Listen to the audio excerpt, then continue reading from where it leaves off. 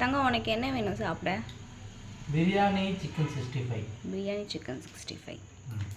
Okay. என்ன சாப்பிட்ற? இது இழந்த பழம். இழந்த பழமா? சின்ன வயசில் ஸ்கூல் படிக்கும் போதெல்லாம் இழந்த பழம் வைப்பாங்களே. நானும் தான் சாப்பிட்ருக்கேன். நல்லா சின்ன வயசில் ஃபேவரட். இப்போ கடைக்கு போயிருந்தேன்னா பார்த்தேன்னா வாங்கிட்டு வந்துட்டேன். பழைய ஞாபகம்லாம் வந்துச்சு. ஓகே சரி, நான் போய் செஞ்சுட்டு வரேன்.